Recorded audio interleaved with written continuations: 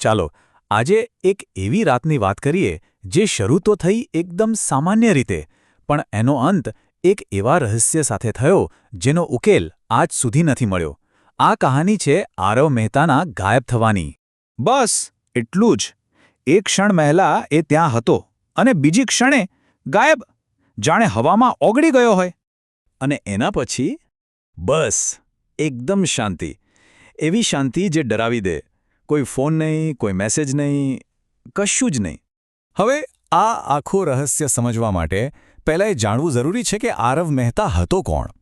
કારણ કે એની જિંદગી જેટલી સીધી-સાદી હતી, એનું ગાયબ થવું એટલું જ અજીબ. એનું નામ હતું આરવ મહેતા. ઉંમર 26 વર્ષ, વ્યવસાય સોફ્ટવેર એન્જિનિયર, મતલબ એકદમ સેટલડ લાઈફ, સારી જોબ, બધું જ બરાબર. એટલે પહેલો સવાલ તો એ જ આવે કે એ ગાયબ કેમ થયો? એના કોઈ દુશ્મન નહોતા, કોઈ દેવું નહોતું, અને ભાગી જવાનું તો કોઈ કારણ જ દેખાતું નહોતું. પોલીસ માટે પણ આ એક કોયડો હતો. એની દરેક રાત લગભગ એક સરખી જ હતી, પણ એ રાત અલગ હતી. એ રાત્રે એની રોજિંદી જિંદગીનો ક્રમ તૂટી ગયો, અને કાયમ માટે. તો સવાલ એ છે કે એ છેલ્લી ઘડીઓમાં થયું શું હતું?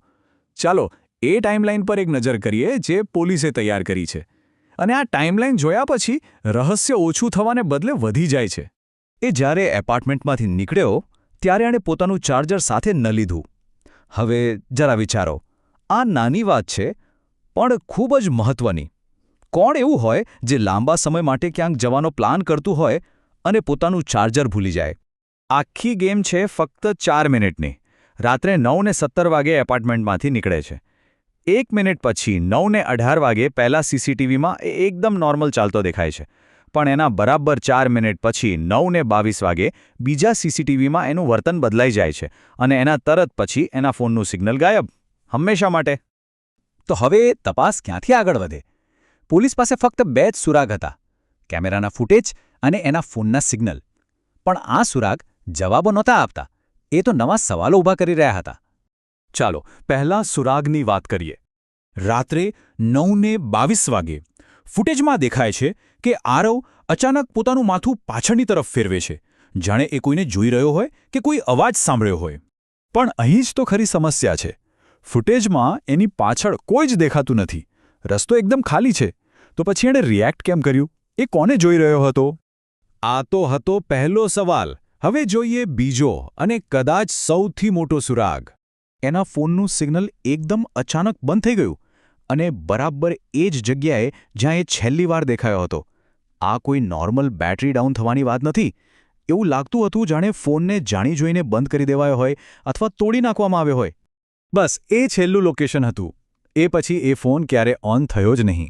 એની ડિજિટલ દુનિયાનો ત્યાં જ અંત આવી ગયો. અને બસ ત્યાં આવીને આખો કેસ અટકી ગયો. કોઈ જવાબ નહીં, કોઈ સુરાગ નહીં. એક એવો સવાલ જેનો કોઈ ઉકેલ નથી. જો સીધું ગણિત છે. જો એ પોતાની નોર્મલ સ્પીડથી ચાલતો રહેતો તો થોડીક જ સેકન્ડમાં એ આગળના 4 રસ્તા પરના બીજા કેમેરામાં દેખાવો જોઈતો હતો. પણ એ ત્યાં ક્યારે પહોંચો લીધી? ત્યાં કોઈ ઝપાઝપીના નિશાન નહોતા મળ્યા. આસપાસ કોઈએ કંઈ જોયું કે સાંભળ્યું પણ નહોતું. અને સૌથી મોટી વાત, કોઈ પુરાવો જ નહોતો. બસ ખાલી જગ્યા. એટલે જ આ કેસ આટલો રહસ્યમય છે. આખી વાત એક એવી ક્ષણ પર આવીને અટકી જાય છે જ્યાં લોજિક અને સમજણ બંને હારી જાય છે. તો અંતે બચે છે શું? 2 જ સવાલો. શું કોઈ એનો પીછો કરી રહ્યું હતું જે કેમેરામાં ન દેખાયું? અથવા શું આરવ એવી કોઈ ચીજમાં ચાલ્યો ગયો જે આપણે સમજી જ નથી શકતા? આ સવાલો આજે પણ એ જ અંધારા રસ્તા પર ગુંજી રહ્યા છે.